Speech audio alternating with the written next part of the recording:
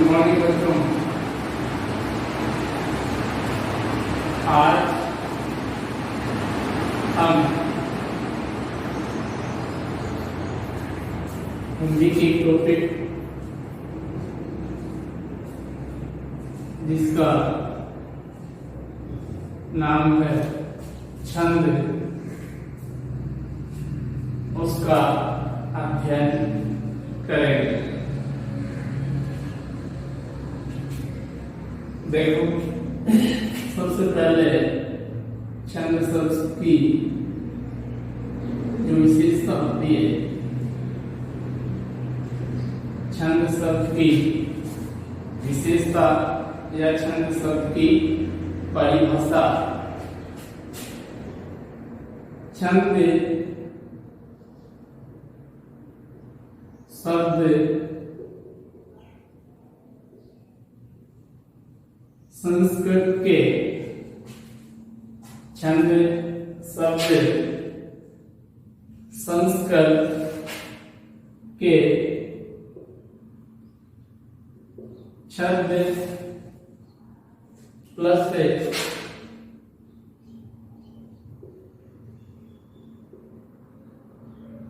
छिद्र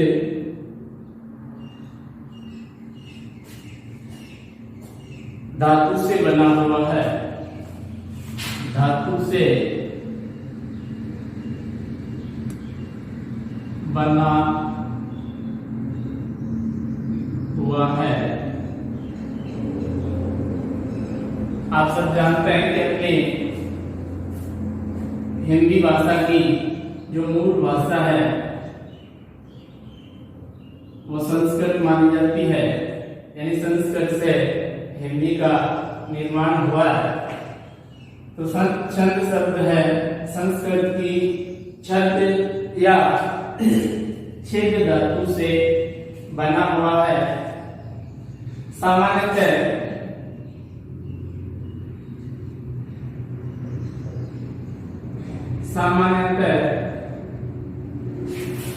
छंद प्लस आसन, छंद प्लस आसन के योग से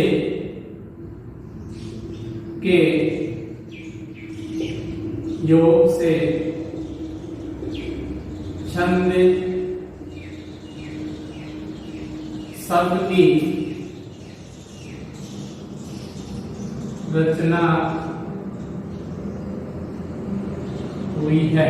सामान्य दृष्टिकोण से हम देखें तो छंद प्लस आसन के योग से छंद शब्द का निर्माण हुआ है, जिसका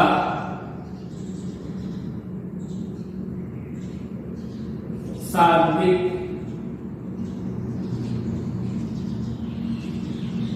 अर्थ या शब्दकोशीय शाब्दिक अर्थ या शब्दकोशीय अर्थ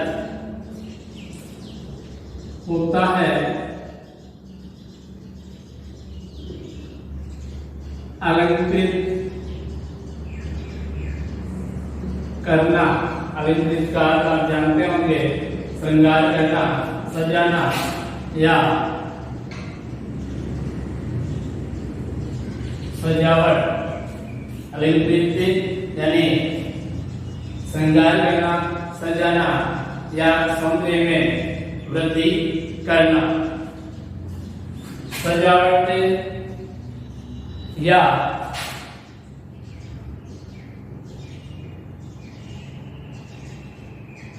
स्पष्ट करना, सजावट या स्पष्ट करना अर्थात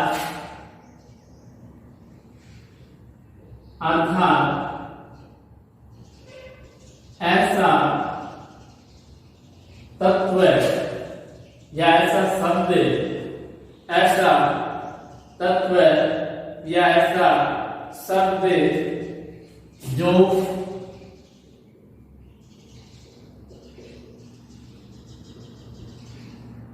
साहित्य को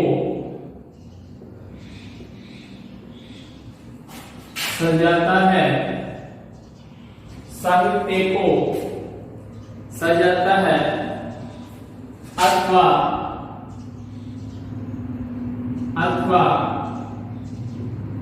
निश्चित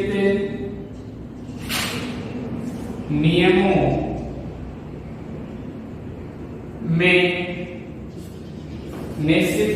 में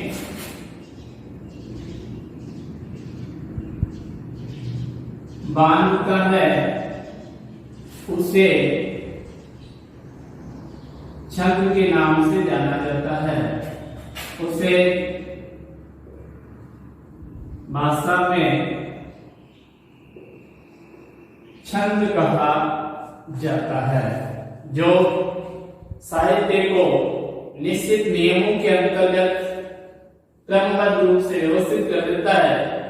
उससे तत्व या उस शब्द को ही हिंदी साहित्य में या हिंदी में छंद के नाम से जाना जाता है।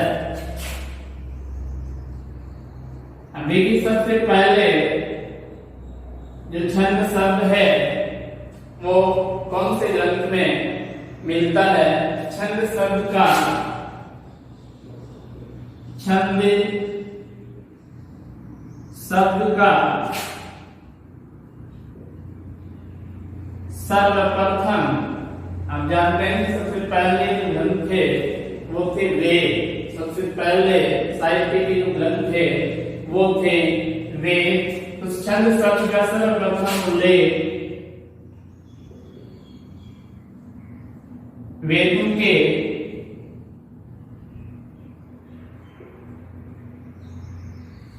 कौन सा वेद? ऋग्वेद। ऋग्वेद के 10वें मंडल के ऋग्वेद के 10वें मंडल के 90वें सूक्त के 90वें सूक्त के 9वें मंत्र में प्राप्त होता है। 9वें मंत्र में प्राप्त होता है। सबसे पहले जो छंद शब्द है वो कौन से ग्रंथ में मिलता है? ऋग्वेद के 10वें मंडल के 90वें सूक्त के 9वें मंत्र में सबसे पहले शब्द लिखा हुआ मिलता है। आगे देखिए, छंद के कुछ अंग होते हैं।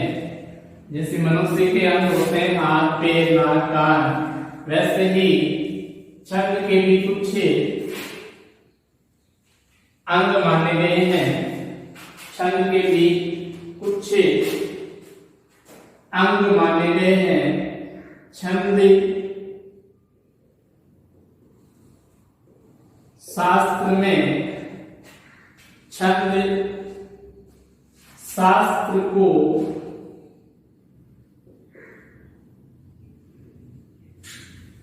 वेद के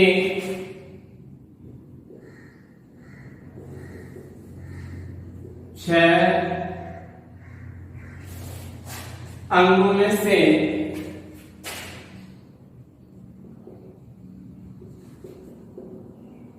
एक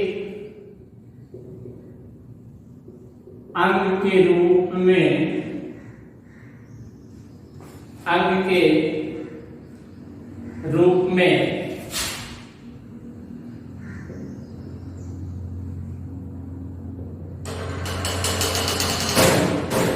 स्वीकार किया गया है। स्वीकार किया गया है तथा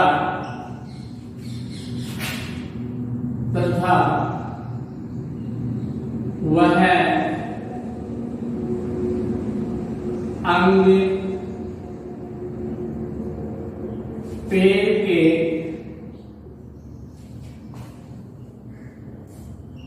रूप में स्वीकार किया गया है, पेड़ के रूप में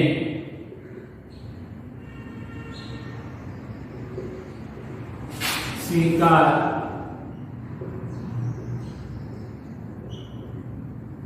किया गया है।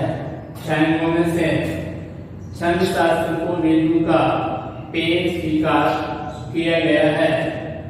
पहला है शिक्षा,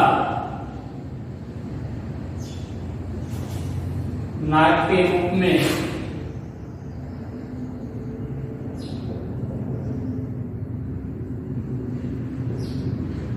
शिक्षा नाट्य के रूप में। दूसरा है कर्म, हाथ के रूप में। तीसरा है निरुक्त, इसे कान के रूप में स्वीकार किया गया है। चौथा है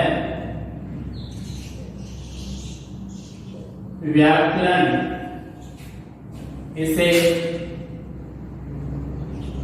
मुख के रूप में स्वीकार किया गया है। पांचवा है छंद,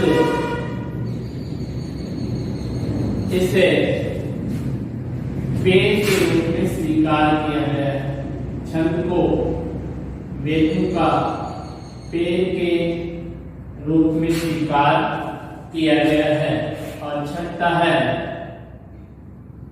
ज्योतिष, छठा वेदों का जो अंग है ज्योतिष, उसे नेत्र के रूप में स्वीकार किया गया है। नेत्र के रूप में स्वीकार किया गया है। तो इस प्रकार से वेदों के जो 6 अंग माने गए हैं, उन 6 अंगों में से छंद को वेदों का पेड़ माना गया है। अगला है लौकिक साहित्य में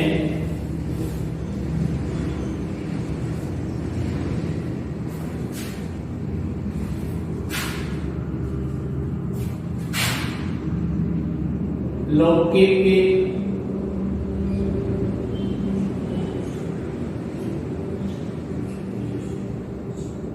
साहित्य में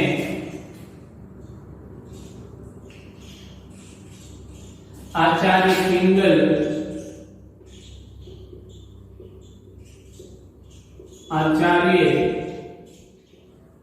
पिंगल, छंद शास्त्र के छंद शास्त्र के सर्वप्रथम आचार्य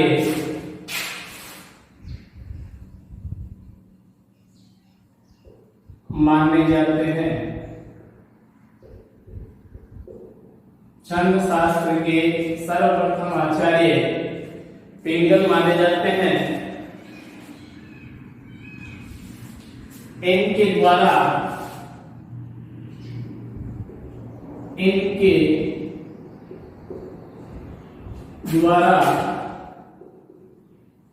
रचित छंद सूत्र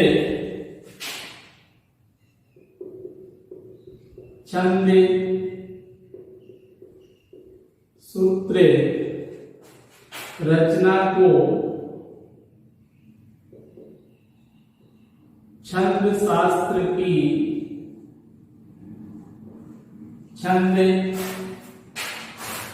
शास्त्र की सर्वप्रथम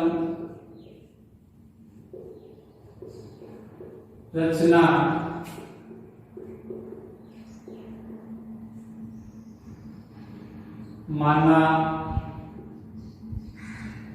मानी जाती है, सर्वप्रथम रचना मानी जाती है।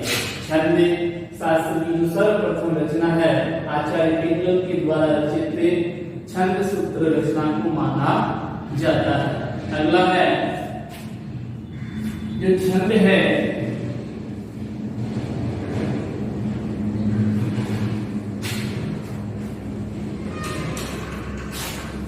छंद निर्धारण करने के लिए कुछ नियम होते हैं। उनमें जो पहला नियम है वो है मात्राओं के नियम। छंद की कुछ विशेषताएं होती है, जैसे देखिए पहला है मात्रा। छंद के नियमों में पहला मात्रा, दूसरा गण, तीसरा यति, चौथा गति, यति, गति,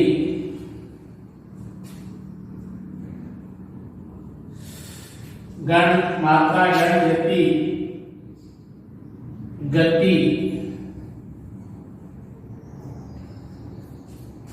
ये कुछ नियम होते हैं छंद के।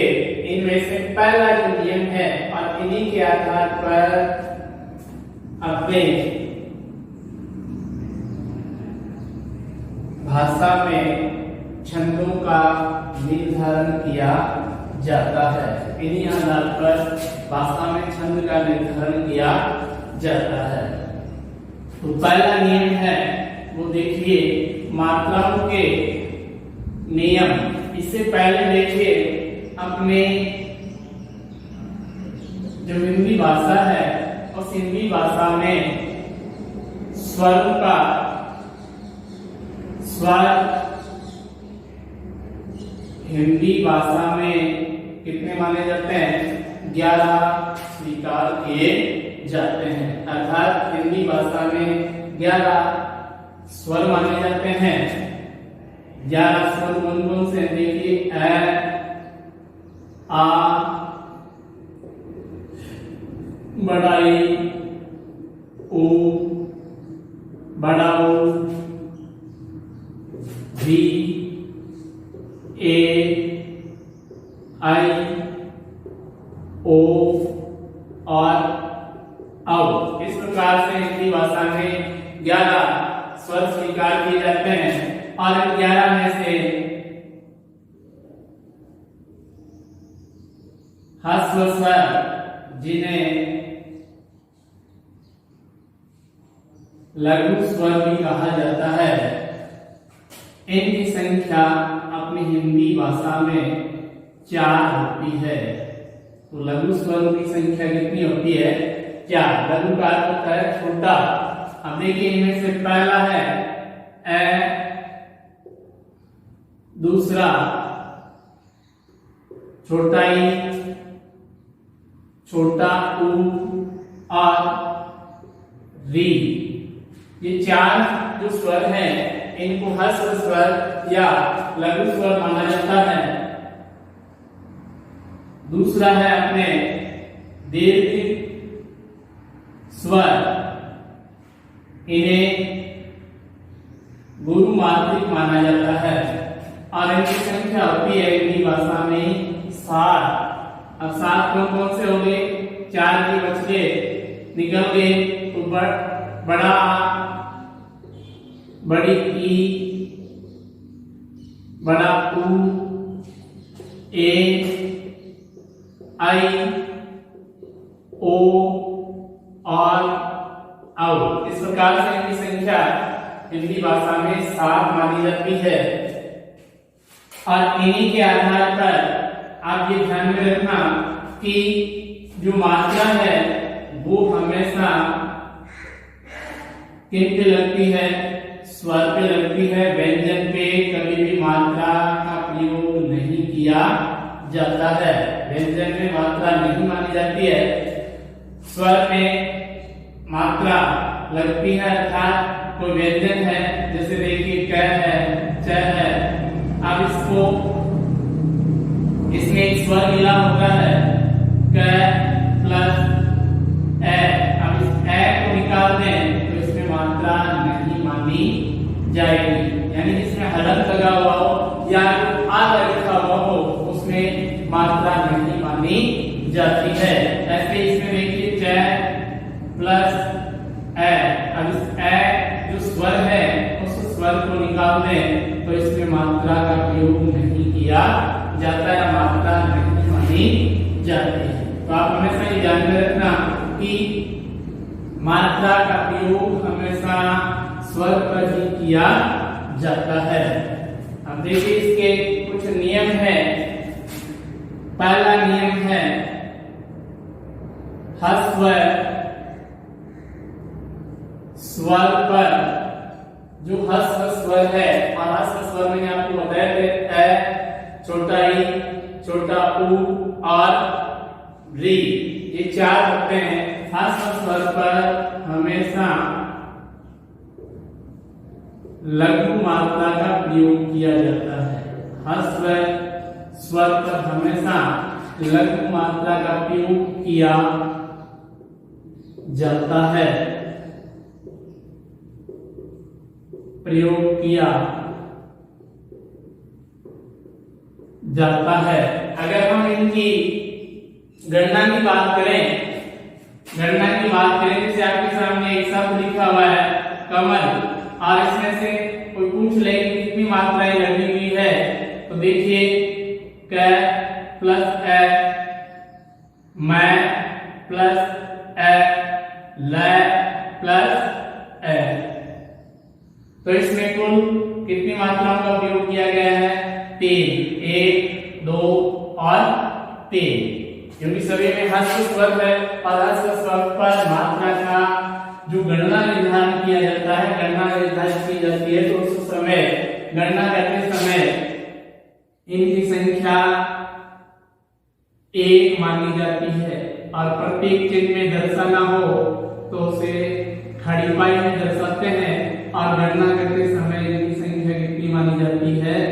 1 मानी जाती है। यानी संख्या पूछ लें तो उसमें एक संख्या मानी जाती है। दूसरा है दीर्घ स्वर पर हमेशा गुरु मात्रा का प्रयोग किया जाता है। दीर्घ स्वर पर हमेशा गुरु मात्रा का प्रयोग किया जाता है। अब दीर्घ स्वर आप जानते हैं 7 होते हैं, आ, बड़ा ई, बड़ा ऊ, ए, आई, ओ, औ, ये 7 है जो हिंदी भाषा में दीर्घ स्वर माने जाते हैं, और इनको अगर प्रत्येक चिन्ह के रूप में दर्शाना हो, प्रत्येक चिन्ह होता है इसका एस, और गणना करते समय इनकी संख्या कितनी मानी जाती है? 2 मानी जाती है। अगला है गणना यानी गिनती करते समय यदि ह्रस्व स्वर दीर्घ है, यदि ह्रस्व स्वर पर अनुस्वार का प्रयोग किया गया है, अनुस्वार का प्रयोग किया गया है, तो यदि ह्रस्व स्वर पर अनुस्वार का प्रयोग किया गया है, अनुस्वार आप जानते हैं, जैसे अपन लिखते हैं लास्ट में अन, आ, है, तो इसको हिंदी भाषा में अनुस्वार के नाम से जानते हैं, और इसे हिंदी भाषा में विसर्ग के नाम से जाना जाता है। इसे अनुस्वार और इसे विसर्ग के नाम से जाना जाता है। तो मान लीजिए किसी ह्रस्व स्वर पर अनुस्वार का प्रयोग किया गया है तो उसमें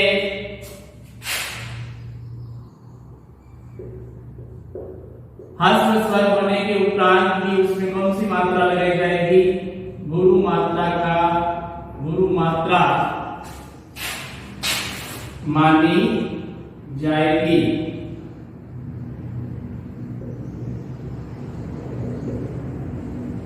अगर कोई ह्रस्व स्वर लिखा हुआ है और उसके ऊपर अनुस्वार का प्रयोग किया गया है, जैसे मैं लिख दूं कंगन, अब ये शब्द है, अब ये ह्रस्व स्वर है लेकिन इसके ऊपर क्या लगा हुआ है? अनुस्वार लगा हुआ है। इस कारण से इसमें ह्रस्व की बजाय कौन सी मात्रा लगेगी? गुरु मात्रा का प्रयोग किया जाएगा। और इनमें संख्या पूछें तो इनकी कुल संख्या कितनी हो जाएगी?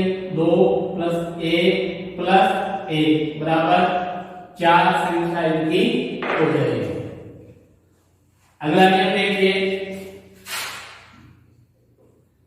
अब यदि दीर्घ स्वर पर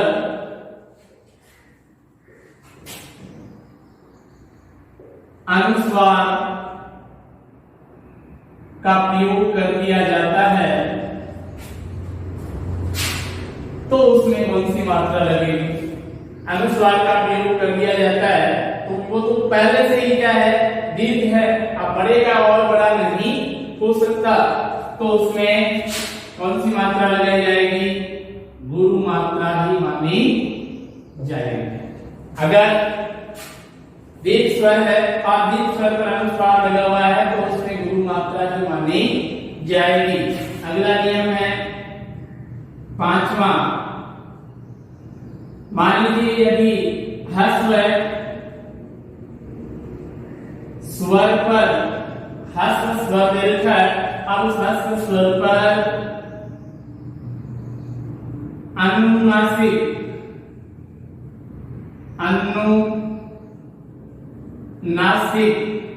जिसे अपन चंद्र बिंदु भी कहते हैं, चंद्र बिंदु चांद बना होता है अक्षर के ऊपर, अगर चंद्र बिंदु का प्रयोग किया जाता है का प्रयोग किया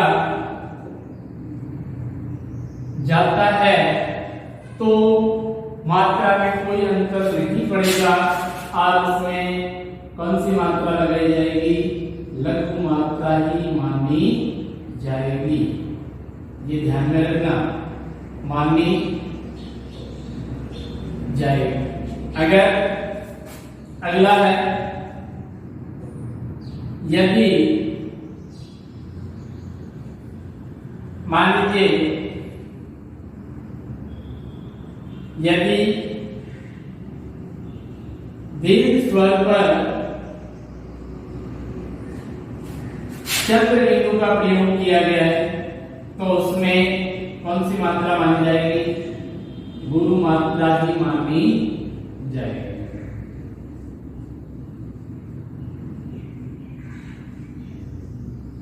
अगला निश्चितता नियम है वो है, अगर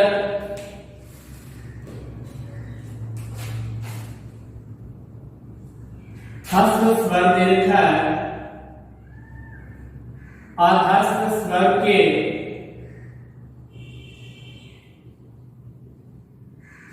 तुरंत बाद, मान लीजिए कोई ह्रस्व स्वर दे रखा है और उसके तुरंत बाद संयुक्ताक्षर आप जानते होंगे, स, त्र, ग, आश्रय, इनको क्या कहा जाता है? संयुक्ताक्षर कहा जाता है। जैसे देखिए स, क प्लस स प्लस ए के योग से बना है, इसी कारण से इसे क्या मानते हैं? संयुक्ताक्षर मानते हैं। त्र है वो तय प्लस र प्लस ए के योग से बना होता है। ग है जय प्लस य प्लस ए के योग से बनता है। और त्र है वो स प्लस र प्लस ए के योग से बनता है। इस प्रकार से इन्हें क्या कहा जाता है, हिंदी भाषा में संयुक्ताक्षर के नाम से जाना जाता है। तो मान लीजिए अगर कोई हस्त स्वर देगा और हस्त स्वर के तुरंत बाद में ऐसी स्थिति हो जाए, सर गे या स्नेह में से कोई आया है, हस्त स्वर के तुरंत बाद संयुक्ताक्षर हलंत वर्ण विसर्ग, हलंत वर्ण जानते होंगे, आधा हलंत कहते हैं आधे को,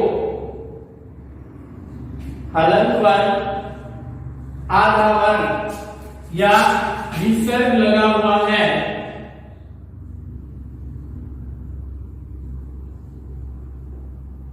या लिखा हुआ है तो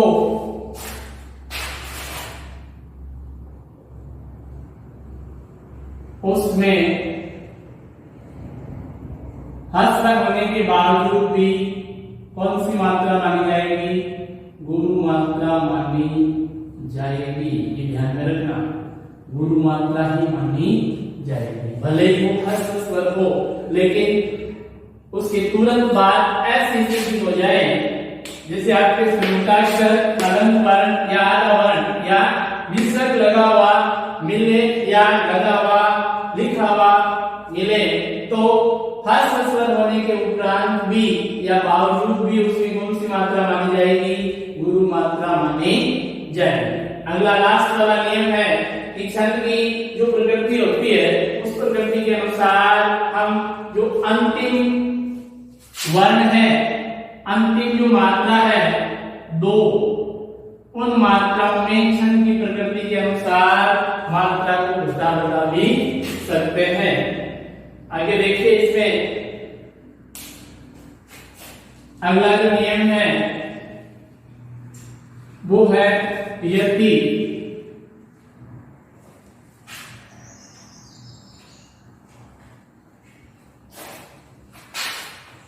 अब देखिए छंद में यति क्या होती है,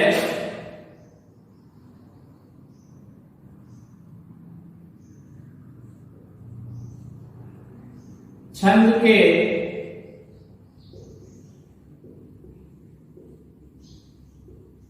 चरण को, प्रत्येक छंद में चार चार चरण होते हैं, छंद के चरण को पढ़ते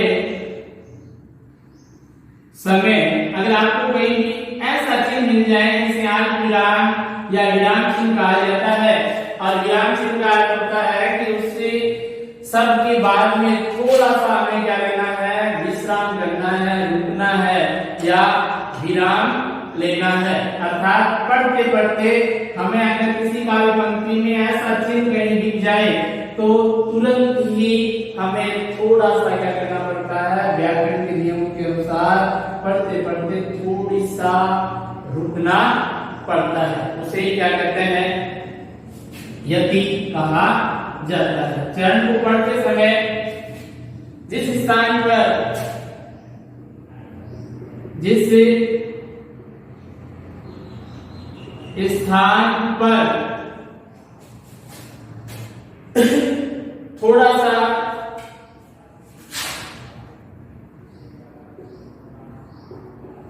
सा रुकना या विश्राम करना, विश्राम करना पड़ता है, उसे हिंदी भाषा में किस नाम से जानते हैं, यति कहा जाता है, उसे ही यति कहा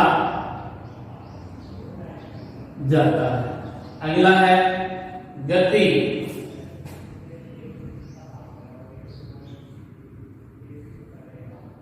वाक्य या चरण को पढ़ने की निश्चित ध्वनि होती है। किसी भी वाक्य या चरण को पढ़ने की एक निश्चित ध्वनि होती है और उसे निश्चित ध्वनि या उच्चारण को ही गति कहा जाता है। यानी अपन कोई भी पाठ पढ़ते हैं या कोई भी लेख पढ़ते हैं तो पढ़ते समय हमें कुछ शब्द ऐसे होते हैं जिनको जोर दे करके पढ़ना पड़ता है, ऊंची आवाज में पढ़ना पड़ता है, ऊंची ध्वनि में पढ़ना पड़ता है, और कुछ शब्द ऐसे होते हैं जिनको हमें धीरे धीरे या कम आवाज में पढ़ना पड़ता है। उसे क्या कहते हैं? गति के नाम से जाना जाता है। अगला है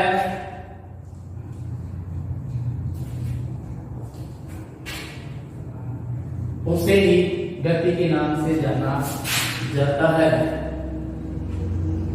धन्यवाद।